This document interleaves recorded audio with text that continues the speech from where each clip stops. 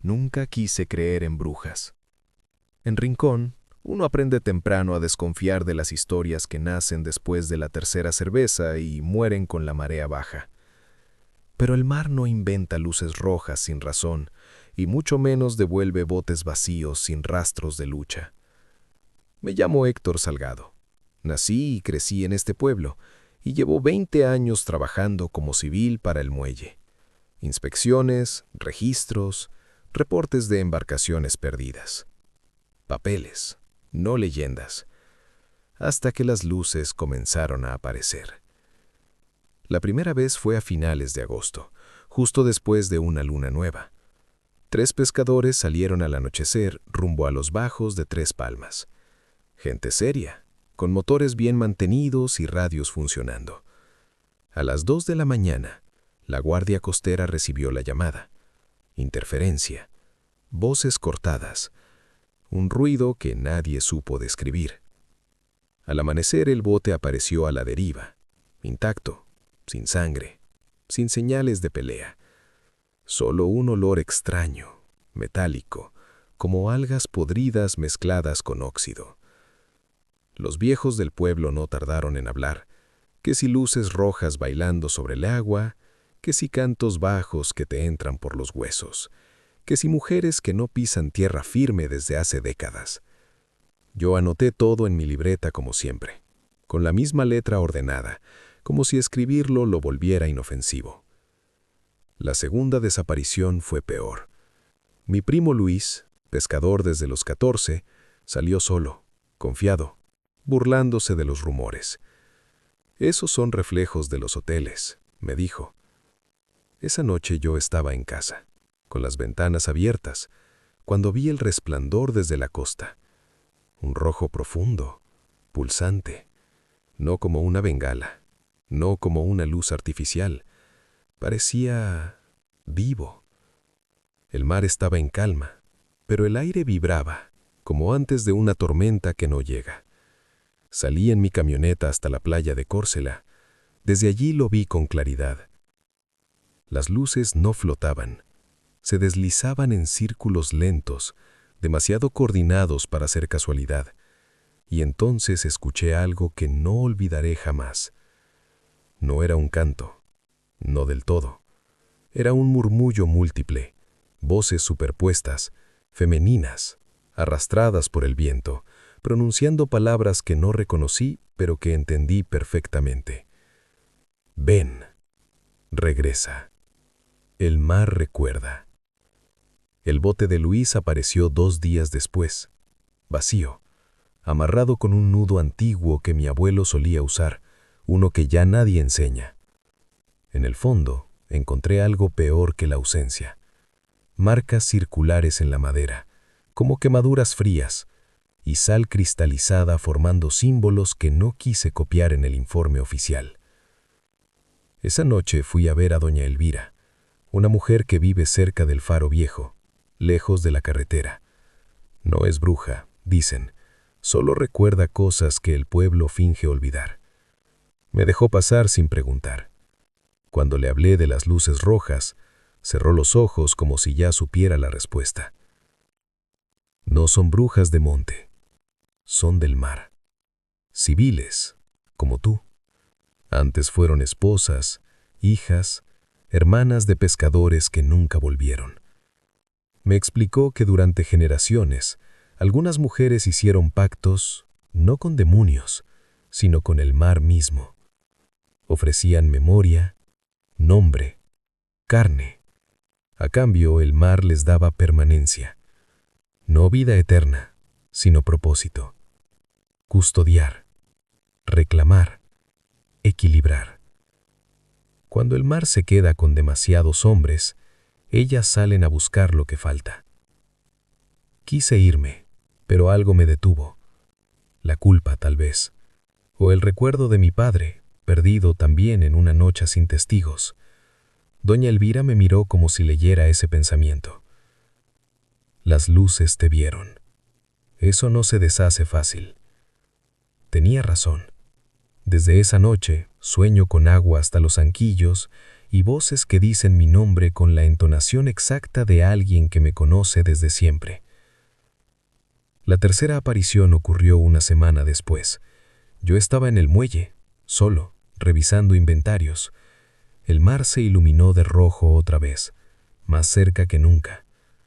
Y entre los reflejos, vi siluetas femeninas emergiendo sin romper la superficie, con cabellos largos flotando como medusas y ojos brillando desde sombras que no deberían tener fondo. No corrí, no pude. Sentí el llamado, pesado y dulce a la vez. Las voces no pedían, exigían. Comprendí entonces que no se llevaban a cualquiera. Se llevaban a los que ya pertenecían un poco al mar. Al amanecer las luces se apagaron. No hubo nueva desaparición esa noche, pero yo encontré algo en la orilla. Una concha negra, tibia, con sal seca formando el mismo símbolo del bote de Luis. Desde entonces, el mar frente a Rincón nunca vuelve a estar completamente oscuro para mí. Sigo siendo civil, sigo llenando informes, pero ahora sé que hay aquelarres que no se reúnen en bosques ni alrededor del fuego. Algunos se forman más adentro, bajo lunas que no miramos, y sus luces rojas no son advertencias, sino recordatorios. El mar no olvida, y siempre cobra lo que se le debe. Estás escuchando Dossier Paranormal. Si disfrutas este viaje por lo desconocido, apóyanos con un like y una suscripción. Es una forma simple de ayudarnos a continuar documentando lo inexplicable. Muchas gracias. Nunca me gustaron los turnos nocturnos en la sierra, y no por superstición. En la patrulla rural aprendimos rápido que la oscuridad no necesita inventar cosas para ser peligrosa. Barrancos, caminos de terracería, radios que fallan, pueblos que no figuran en los mapas. Me llamo Rogelio Álvarez, subinspector de la Policía Estatal en Puebla, asignado a la zona norte desde hace 11 años. He perseguido a vijeos, cazadores furtivos y uno que otro sicario extraviado. Pero nada me preparó para la noche en que seguimos al perro. Todo empezó con denuncias dispersas, gallineros destrozados, ovejas degolladas, huellas enormes marcadas en el lodo, demasiado grandes para un can común. Los campesinos hablaban en voz baja, usando una palabra que evitaban decir frente a nosotros: nahuala. Yo anotaba animal salvaje en el reporte, porque eso era lo correcto, lo que se esperaba de un policía. Lo otro no entraba en un expediente. La tercera llamada vino de San Miguel Canoa, cerca del monte. Un hombre juraba haber visto un perro negro del tamaño de un becerro, caminando erguido por momentos, como si entendiera el terreno. Decía que le brillaban los ojos, no como reflejo, sino como brasas vivas. Mi compañero Sergio Molina se rió cuando colgué, pero noté que revisó su arma 2 veces antes de subir a la patrulla. Entramos al camino viejo, el que bordea los maizales y se pierde entre pinos. La luna estaba alta, pero la niebla se arrastraba baja, pegada al suelo. El radio comenzó a meter estática. Entonces lo vimos. Cruzó el camino a unos 30 metros, una sombra maciza, musculosa, con el lomo demasiado alto. No corrió, caminó, lento, como si supiera que lo estábamos siguiendo. ¿Viste eso?, murmuró Sergio. No respondí. Apreté el volante y aceleré. El perro se internó en el monte. Bajamos con linternas y escopetas. El olor nos golpeó primero. Tierra húmeda, sangre vieja y algo más, un hedor agrio que me recordó los cuartos de hospital abandonados. Las huellas eran claras, garras profundas, paso pesado, demasiado consciente. Seguimos el rastro hasta una vereda estrecha. Entonces ocurrió algo que todavía me cuesta escribir. El animal se detuvo y se volvió hacia nosotros. La luz de mi linterna lo alcanzó de frente. Era un perro, sí, pero no del todo. Las patas traseras parecían demasiado largas, el pecho demasiado ancho, y sus ojos, No había rabia en ellos, había reconocimiento. Disparé al suelo, advertencia. El sonido rebotó en los árboles. El perro gruñó, un sonido grave, casi humano, y se internó otra vez en la niebla. La persecución duró casi 1 hora. En un punto lo perdimos. El rastro se interrumpió frente a una casa de adobe abandonada. «Aquí vive alguien», dijo Sergio. «Mira las pisadas». No eran huellas de perro, eran huellas humanas, descalzas, profundas, como si el cuerpo pesara más de lo normal. Entramos con cautela. Dentro encontramos velas consumidas, restos de copal y ropa rasgada, empapada de sudor. En el centro, un espejo antiguo cubierto con un trapo negro. Sentí un nudo en el estómago. Mi abuela solía cubrir los espejos cuando alguien moría. Salimos de la casa cuando escuchamos el aullido. No fue largo, fue un lamento. El perro apareció al borde del claro, erguido por un segundo como si dudara, y entonces ocurrió la transformación. No fue rápida ni limpia. El cuerpo se contrajo, los huesos crujieron, la piel pareció reacomodarse. Donde antes había un animal, ahora había una mujer arrodillada, desnuda, respirando con dificultad. «No disparen», dije, sin saber por qué. Se llamaba María Telles. Vivía sola, dijeron, después, desde que la patrulla comunitaria mató a su hermano por confusión años atrás. Curandera, partera, rara, la nahuala. Cuando la cubrimos con una manta me miró directo a los ojos. «Ustedes siempre llegan tarde», susurró. «Yo cuido lo que ustedes no ven». La llevamos detenida. El reporte oficial habló de estado alterado y uso de sustancias. No mencionó la transformación, no mencionó al perro. Pero esa misma semana, los ataques cesaron. Sergio pidió cambio de zona. Yo no. Desde entonces, en los turnos nocturnos, a veces veo huellas junto a la patrulla. Grandes, marcadas, como si alguien caminara escoltándome desde el monte. No me persiguen, me acompañan. Y cuando paso cerca de San Miguel Canoa, siento que alguien patrulla conmigo, asegurándose de que no crucemos límites que no nos pertenecen. La nahuala sigue presa, dicen, pero en la sierra hay cosas que no obedecen rejas ni informes. Yo ya no escribo animal salvaje, ahora dejo el espacio en blanco. Hay palabras que una vez escritas, te siguen a casa.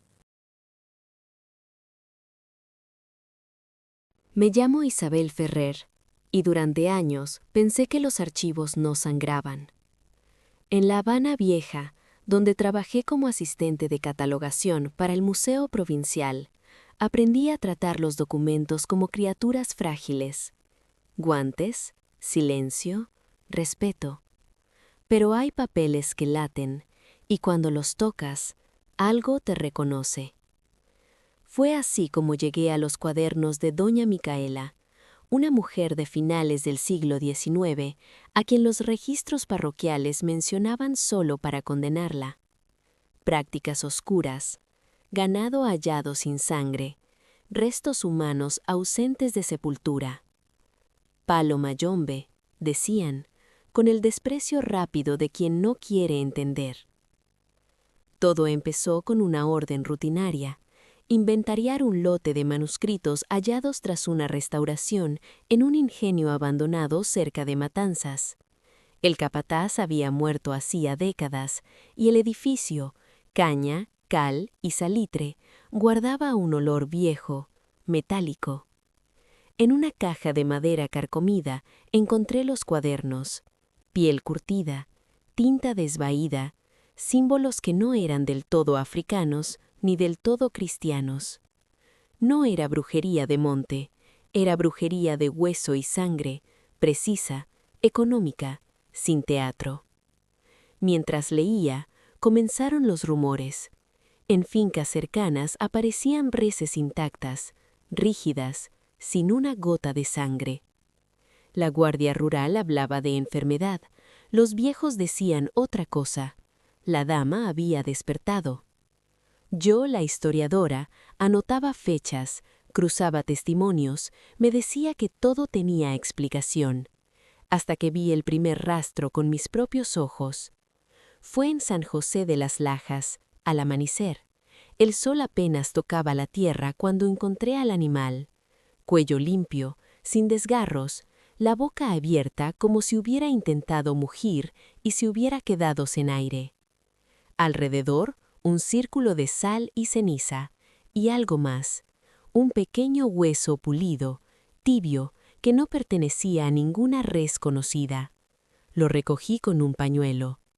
El pulso se me aceleró. El cuaderno de doña Micaela hablaba de eso. El hueso guarda la puerta. Esa noche soñé con un patio de tierra apisonada y un caldero negro. Soñé con una mujer de espalda recta, manos firmes, ojos sin súplica. La sangre no se desperdicia, se transfiere. Desperté con el pañuelo húmedo y el hueso frío como mármol. Busqué ayuda donde no debía. Tomasa, santera retirada, vecina de mi tía en regla, me escuchó en silencio, mascando tabaco. Cuando le mostré el símbolo calcado del cuaderno, se persignó sin santiguarse. «Eso no es juego», dijo. «Palo Mayombe no pide fe, pide materia». Me habló de las nangas, de pactos hechos con restos humanos no para dominar, sino para sostener equilibrios brutales. De la dama en específico, una mujer traída de África que sobrevivió a la zafra y al látigo, que aprendió a cobrarle al mundo con la misma moneda que le había sido impuesta. Ganado sin sangre, sí, pero también curaciones que nadie quiso registrar. Las muertes siguieron. Yo regresé al ingenio. Necesitaba cerrar el círculo, ilusión académica, ordenar la historia. En el sótano hallé el altar, huesos blanqueados con cuidado, cuencos secos, clavos oxidados formando una cruz torcida. No sentí miedo, sentí una claridad helada.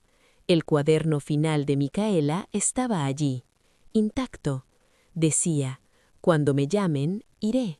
No por ellos, por la deuda. El llamado llegó con mi apellido, Ferrer, el mismo del capataz que firmó castigos en 1892. La sangre no se desperdicia, se transfiere. Entendí tarde que yo era el vínculo, no la observadora. La dama no necesitaba que creyera, necesitaba que recordara. Esa noche el ganado murió de nuevo, y yo estuve allí, sin estar.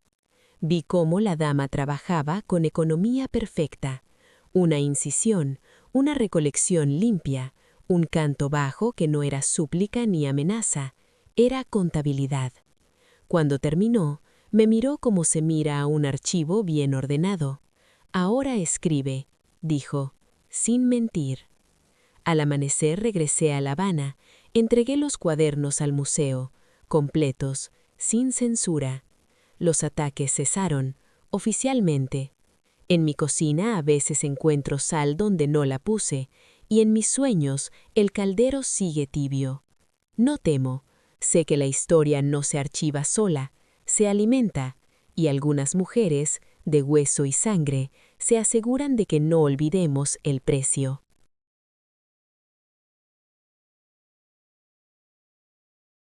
Me llamo María Elena Paredes, y crecí escuchando que el yabacao no perdona a quien lo camina sin permiso.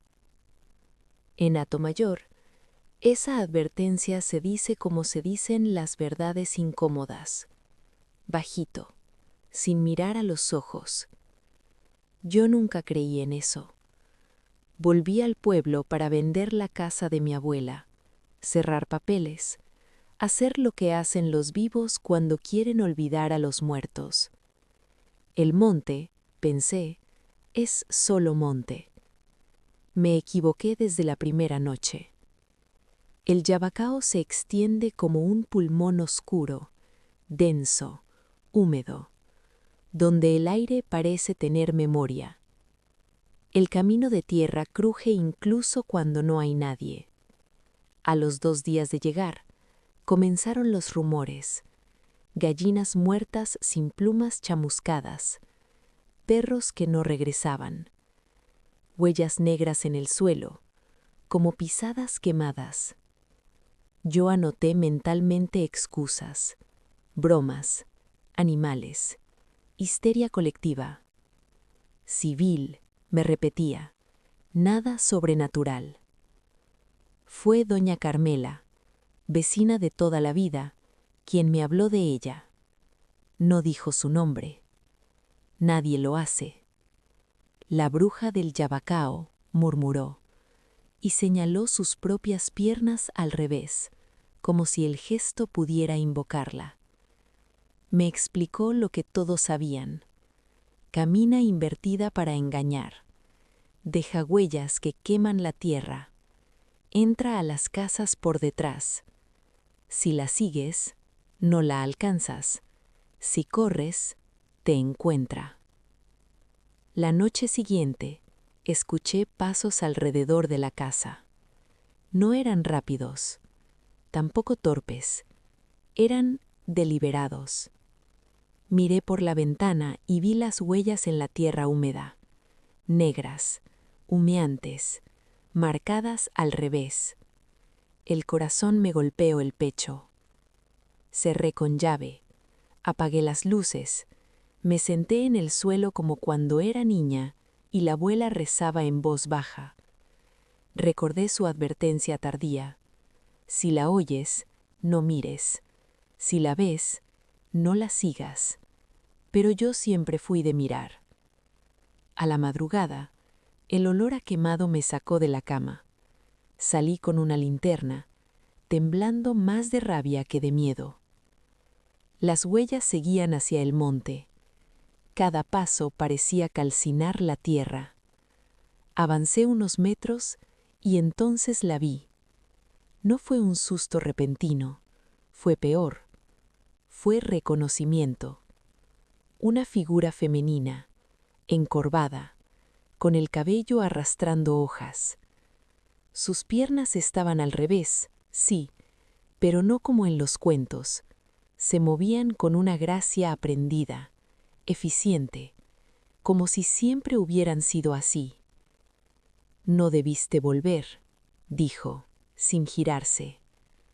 La voz no era vieja, tampoco joven, era familiar. Me acerqué un paso más y la linterna iluminó su sombra, larga, torcida, exacta. El monte guardó silencio. ¿Quién eres?, pregunté, y odié lo débil que sonó. La que cuida lo que ustedes abandonan. Se volvió. Su rostro no estaba deformado. Era mío, pero no. Los mismos pómulos, la misma cicatriz pequeña junto al labio. La diferencia estaba en los ojos. Miraban hacia adentro. Comprendí entonces que la bruja del Yabacao no siempre fue una. Es una forma que se hereda cuando alguien rompe el pacto del regreso. Mi abuela había sido guardiana, invertida para confundir a los que querían cruzar sin pagar. Civil, sí, pero no inocente. Cuando murió, el monte quedó sin quien lo caminara al revés. Y yo volví para vender la casa, abrir el camino, olvidar. No quiero esto, dije. Nadie lo quiere, respondió. Por eso funciona. El suelo ardió bajo mis pies. Sentí un tirón en las piernas, un dolor seco, mecánico. Grité, pero el monte se tragó el sonido. Caí, y el mundo se volteó. Cuando me levanté, el equilibrio era otro. Caminé. Las huellas quedaron negras detrás de mí. Ella ya no estaba.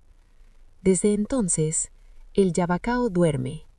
No hay huellas quemadas fuera del monte. Los animales regresan. La casa de mi abuela sigue en pie. Nadie la compra. Yo vivo al borde. Camino al revés cuando hace falta. Dejo marcas que advierten. No persigo. No castigo. Solo invierto el camino para que quien no pertenece se pierda a tiempo. Si vienes a Atomayor y ves huellas quemadas que no llevan a ningún lado, da la vuelta, no mires atrás y no preguntes por mí. Aquí, las brujas no vuelan, caminan como se debe, aunque eso signifique hacerlo al revés.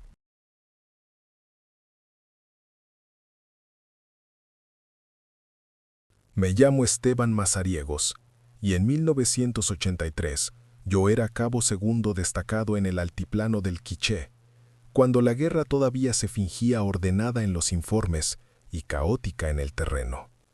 Éramos jóvenes, mal dormidos, con botas prestadas y órdenes que cambiaban según el viento político. Aprendí rápido el lenguaje real del conflicto: zonas rojas, limpieza, avance nocturno, silencio absoluto. También aprendí que hay cosas que no se escriben en los partes porque no tienen casilla asignada. La primera vez que escuché sobre ella fue después de un operativo fallido cerca de Nevaj. Regresamos con el equipo intacto, sin contacto enemigo, pero con una sensación pesada, como si el monte nos hubiera rechazado. El sargento Morales dijo que había visto humo negro entre los árboles, fuego sin llama, suspendido como una tela mal colgada. Nos reímos. El miedo necesita bromas para no volverse loco. 2 noches después, nos tocó patrullar una vereda que ya conocíamos. Nada nuevo, nada raro, hasta que el aire cambió. No fue olor, fue textura. Respirar se volvió denso, como si inhaláramos ceniza fría. Las radios empezaron a fallar al mismo tiempo. Eso no pasa. Cuando ocurre, uno sabe que algo anda mal. Mantengan formación, ordenó Morales. Nadie dispara sin orden. Entonces, la vimos. No apareció de golpe, se fue armando. Primero las manos, moviéndose con una precisión que no era humana. Luego los brazos, cubiertos de una sustancia oscura que no caía al suelo. Y al final, la figura completa. Una mujer hecha de ceniza, de negro opaco, tejiendo hilos que parecían humo compacto. Cada movimiento suyo dejaba marcas en el aire, como si estuviera cosiendo la noche. ¿Es una bengala?, susurró alguien. No lo era.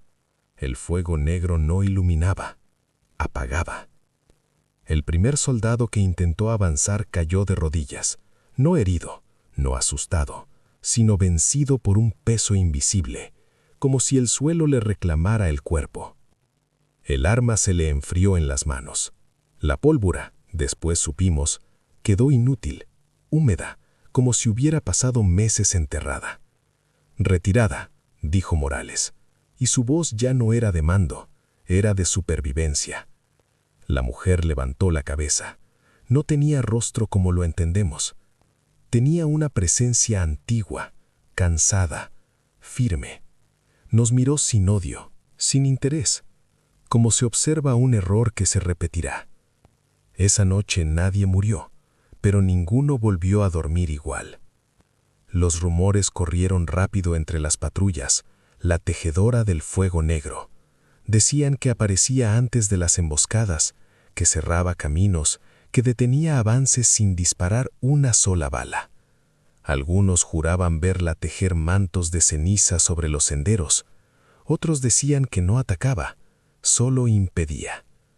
Yo intenté convencerme de que era estrés de combate, hasta que empecé a soñar con mi padre. Mi viejo había sido carbonero en Totonicapán. De niño lo veía volver cubierto de negro, las manos marcadas por el fuego apagado. La ceniza guarda memoria, decía. El fuego grita una vez, la ceniza susurra para siempre. Nunca le hice caso, hasta esos sueños. En ellos, una mujer tejía con las manos de mi padre, y yo entendía sin palabras que el fuego negro no quema, pesa.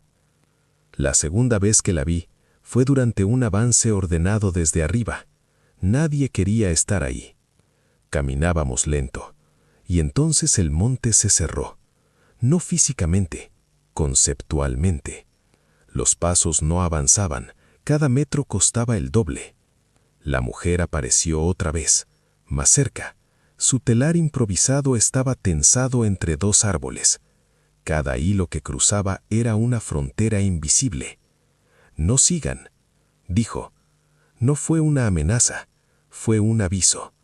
Morales levantó el arma, no para disparar, para apuntar por reflejo. El arma se desarmó en sus manos. No explotó, simplemente dejó de ser. Yo di un paso al frente, no por valentía, por cansancio. «¿Qué quiere?», pregunté. «Detener», respondió, «antes de que el fuego vuelva a comer».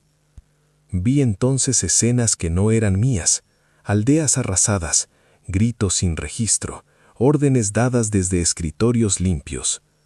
Entendí que ella no estaba de ningún lado, estaba entre, tejiendo pausas donde la violencia corría sin freno. «¿Por qué nosotros?», insistí. «Porque avanzan sin mirar atrás».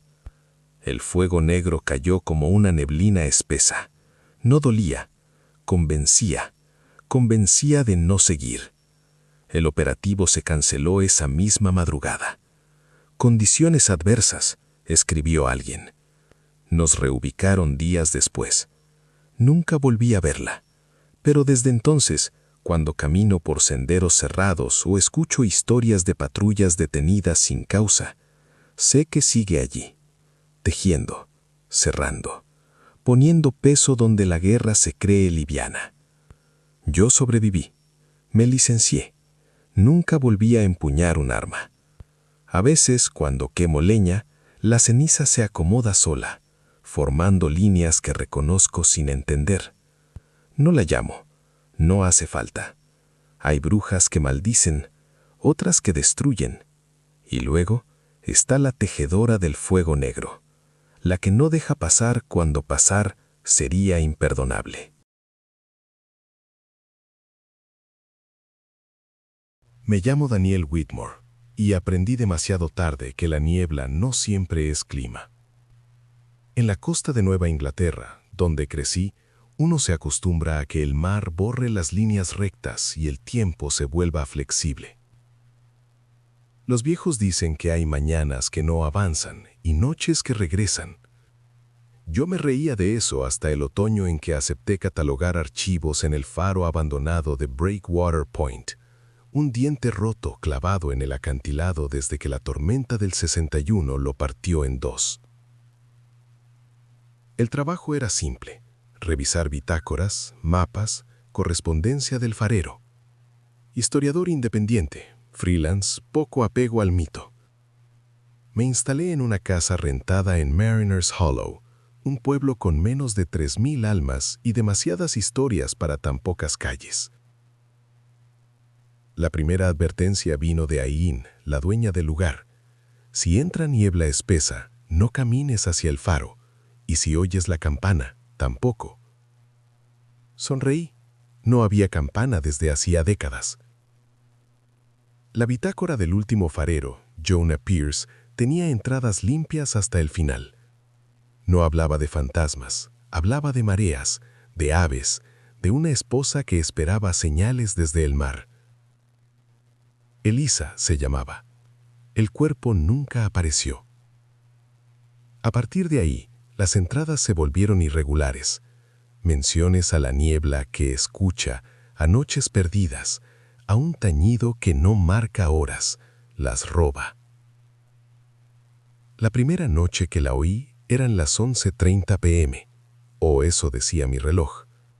Un sonido metálico, profundo, amortiguado por la bruma. Salí con linterna. El haz se disolvió como azúcar en agua. El camino no era camino, era una insinuación entre rocas negras y pasto salobre. Avancé porque el sonido avanzaba. Eso fue el error. El faro apareció inclinado, respirando con el océano, y entonces la vi. La vieja no flotaba ni brillaba, estaba de pie, sólida, el vestido pesado, empapado, inmóvil ante el viento. La niebla se arremolinaba a sus pies como si obedeciera.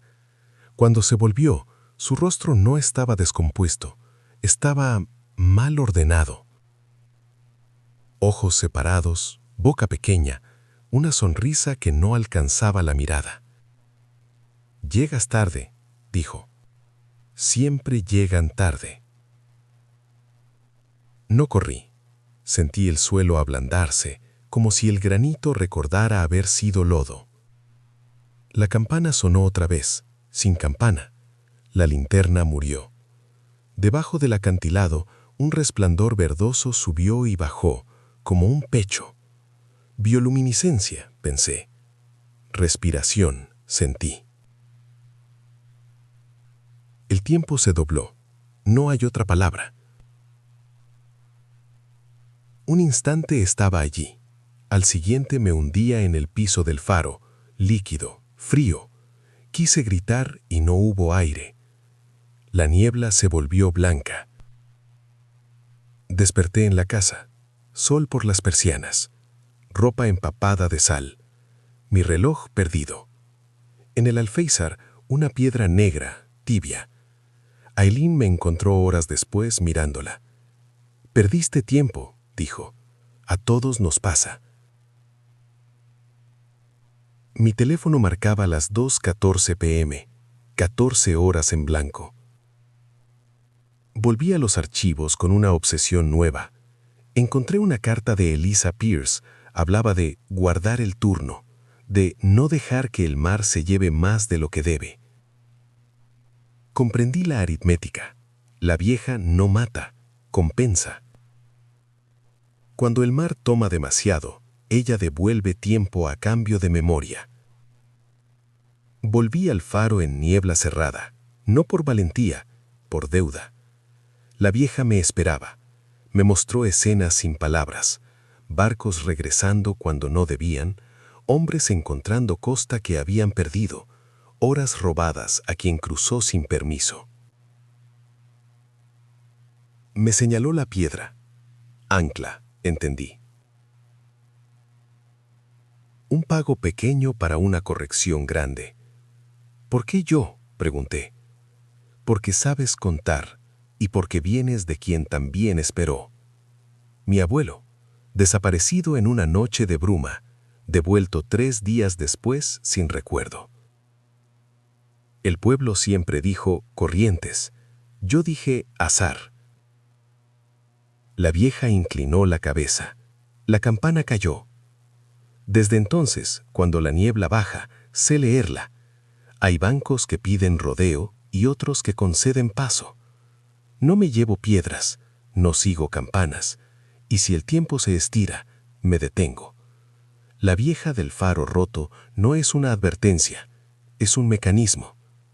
En costas viejas, alguien tiene que vigilar que el mar no haga trampa.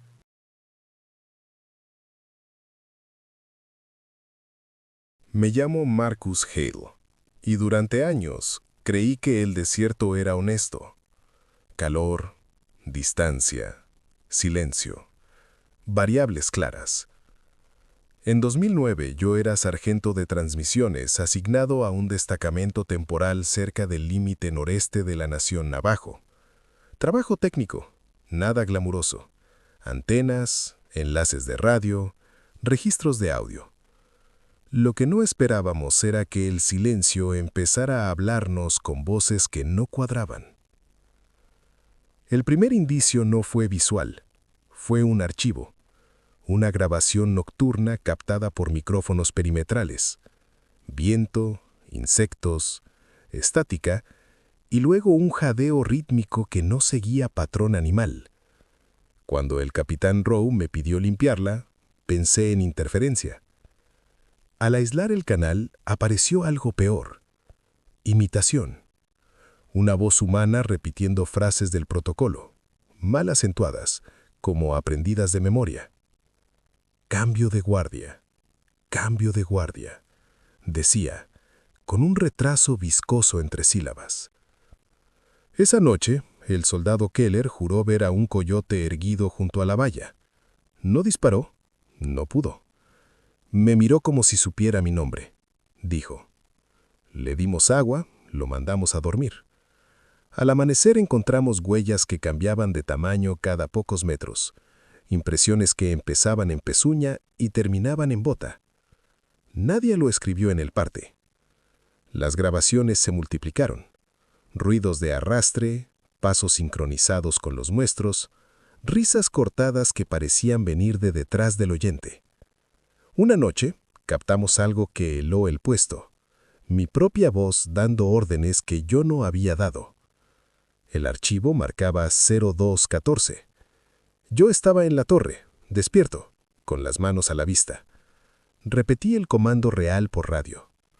La cosa lo repitió después. Perfecto, como eco tardío. No es eco, dijo Rowe. Es aprendizaje. Los ancianos de una comunidad cercana evitaron mirarnos. Un traductor nos explicó en voz baja que no se habla de eso, que nombrarlo lo acerca. Cambia de piel. No cruza si no lo invitan. Pensé en protocolos, en contraseñas. Cambiamos claves cada 6 horas. No sirvió. La noche del incidente mayor, el perímetro falló sin alarmas. El desierto estaba quieto, antinatural.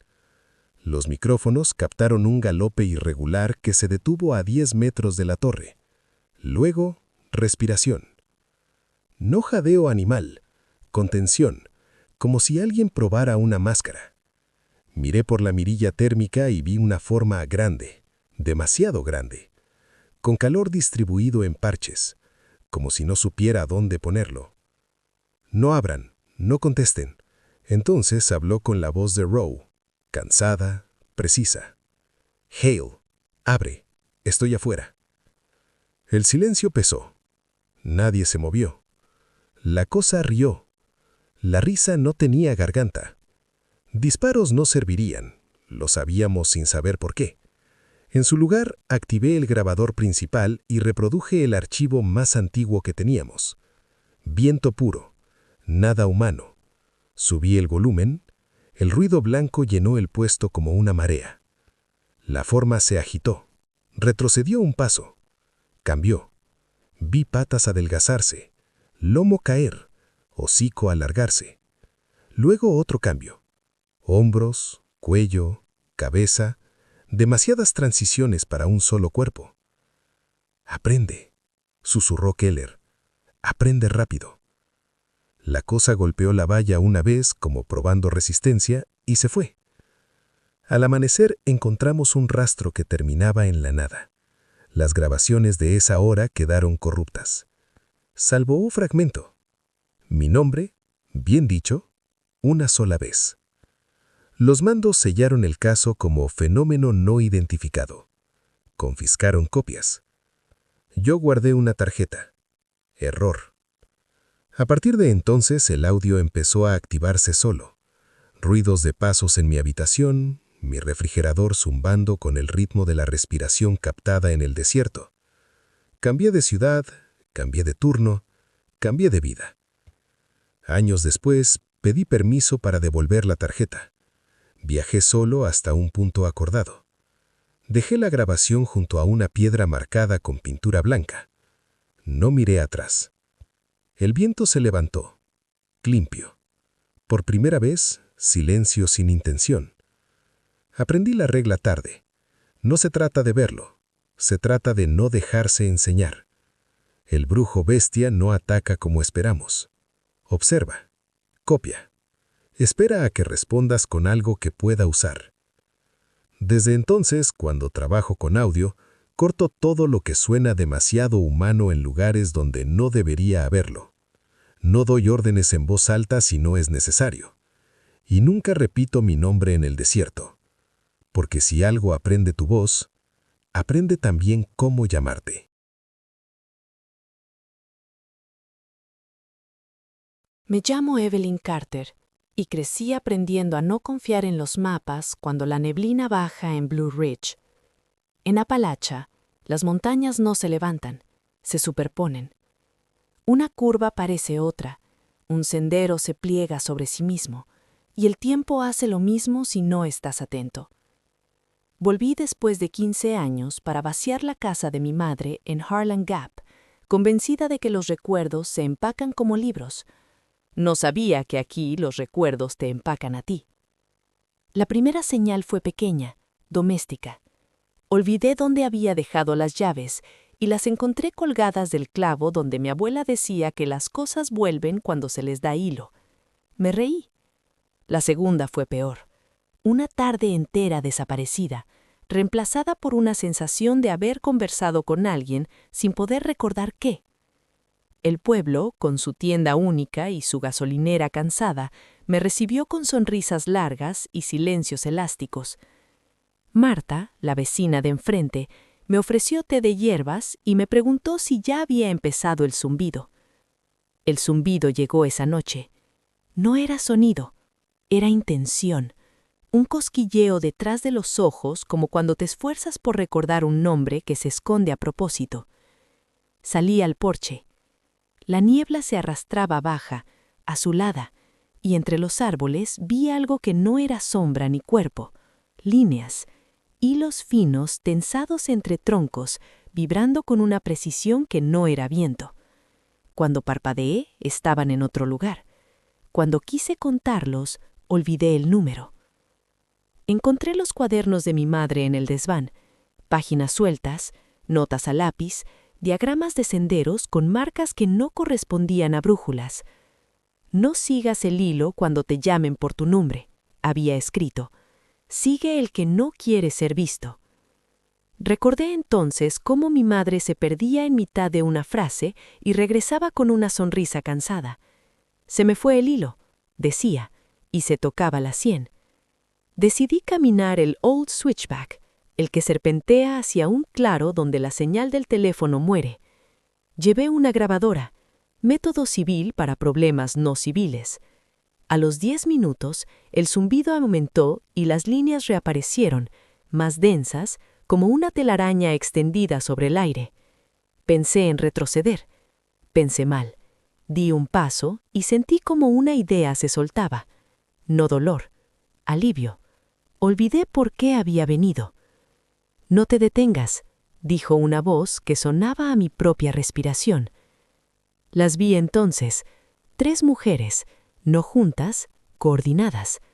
No se movían hacia mí, ajustaban los hilos. Una levantaba la mano y un recuerdo se aflojaba. Otra giraba la muñeca y una duda se apretaba hasta doler. La tercera no miraba, escuchaba. Su tarea era la más peligrosa. Cuando me miró, sentí que me conocía desde antes de nacer. Somos civiles, no hacemos daño, ordenamos.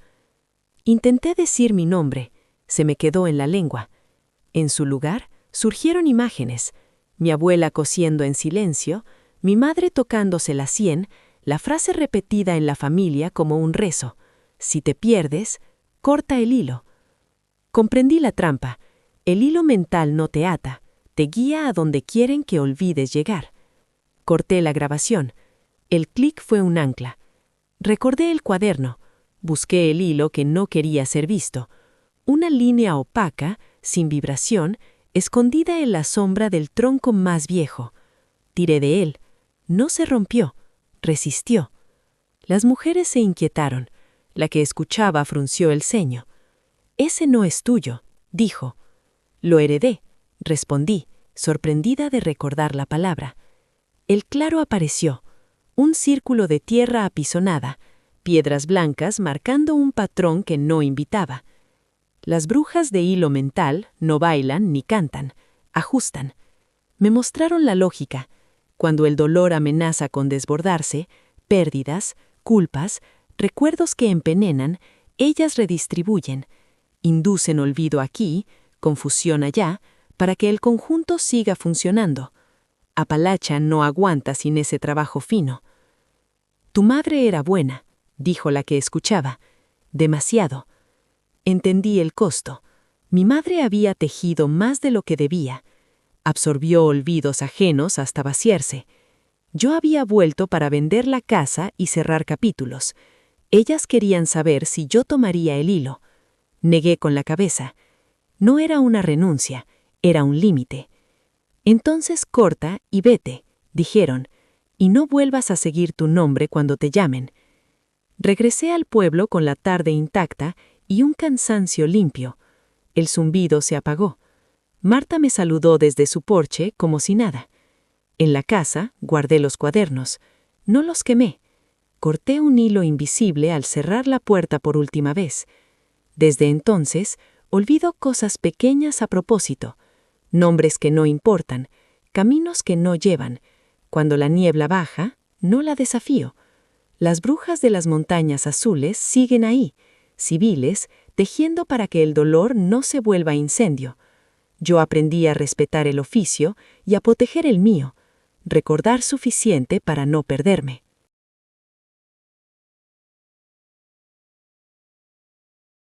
Me llamo Elena Kovac y en el Yukón aprendí que el clima no es un fondo, es un actor. Llegué a Dawson City para trabajar como técnica de comunicaciones en rutas invernales, arreglando repetidores y radios para pilotos de carga y patrullas de rescate. Trabajo civil, turnos largos, decisiones rápidas. En el norte, uno aprende jerga útil, whiteout, ground blizzard, wind chill mortal. Lo que no estaba en el manual era la voz. La escuché por primera vez durante una tormenta de nieve temprana, de esas que llegan antes de que el río termine de cerrarse. Estaba sola en la estación del Top of the World Highway, ajustando la antena, cuando el viento cambió de tono. No fue más fuerte, fue más claro. Entre el aullido apareció un murmullo que no se movía con la ráfaga. Decía un nombre, luego otro. No gritos, no lamentos, anuncios. Pensé en interferencia, en fatiga, en el casco presionándome la cabeza. Esa noche, el piloto Mark Jensen no regresó. El parte habló de visibilidad cero y un error de cálculo. Yo recordé la voz diciendo Mark con una precisión que me erizó la piel. No lo conté. Nadie quiere oír historias cuando hay cuerpos que recuperar. Los viejos del pueblo sí. Agnes Little Fox, que servía café fuerte en el comedor del muelle, me miró como si ya supiera lo que iba a decir. La sacerdotisa no llama para salvar, dijo, llama para ordenar. Me explicó que mucho antes de los mapas modernos había una mujer que hablaba con el viento y anunciaba quién no cruzaría la tormenta. No causaba la muerte, la ponía en fila. Así el norte seguía siendo norte. Volví a escuchar la voz 2 semanas después, durante una ventisca que cerró carreteras y congeló motores. Esta vez dijo 3 nombres seguidos. Al amanecer, el tercero apareció con vida, pero sin memoria de 12 horas. Los otros 2, no. El patrón me golpeó como un mapa desplegado de golpe. La voz no miente, pero tampoco explica. Empecé a grabar. Micrófonos direccionales, filtros, todo el arsenal técnico.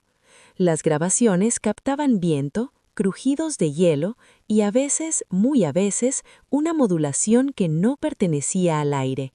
Cuando aislaba frecuencias, el murmullo se desarmaba en capas como si alguien hablara desde distintas alturas del mismo segundo. No había garganta, había tiempo. La tercera tormenta fue la peor. Estaba asignada a coordinar rescates en el Klondike Highway cuando el cielo se cerró como una puerta. La voz volvió, más cerca, y dijo mi apellido. No me llamó, me incluyó. El viento dejó de empujarme y empezó a acompañarme, ajustando mi paso para que no cayera. Comprendí entonces que la sacerdotisa no era una sombra en la nieve, era un ritmo que alguien aprendió a escuchar y a pronunciar. La vi al borde del río, entre remolinos de nieve que no tocaban el suelo. No flotaba, estaba anclada como una estaca invisible. Vestía capas antiguas, pieles cosidas con paciencia, y sus labios se movían al compás de la tormenta. No me miró primero, escuchó. «No interrumpas», dijo. El viento ya decidió. «¿Entonces para qué anuncias?», pregunté, con la voz robada por el frío. «Para que el miedo no corra sin nombre», respondió, «para que el norte no se rompa en pánico.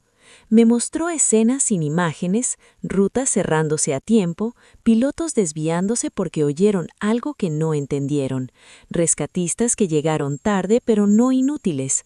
La voz no crea muertes, reduce el daño colateral del caos. La historia la llamó bruja porque necesitaba un nombre corto. ¿Y por qué yo?, pregunté. Porque vienes de quienes escuchan, dijo, y porque sabes traducir. Mi madre había sido meteoróloga en el Báltico, obsesiva con isobaras y silencios antes del frente. De niña me enseñó a oír el cambio de presión en los oídos. El hilo estaba ahí. La sacerdotisa no pidió que me quedara, me pidió que no compitiera con su voz. Desde entonces, cuando una tormenta sube, yo preparo rutas, cierro pasos y bajo el volumen del mundo. No anuncio nombres, no grabo cuando el viento se vuelve demasiado humano. He visto gente salvarse por desviarse sin saber por qué, y he visto otros no regresar aunque todo estuviera bien. El Yukon no negocia, se coordina. A veces, en noches de aurora, la voz recorre el cielo como una línea limpia. No me asusta, me recuerda que el norte es un sistema antiguo que prefiere el orden al consuelo, y que hay sacerdotisas que no bendicen ni maldicen, leen el clima y dicen en voz alta lo que el resto solo siente tarde.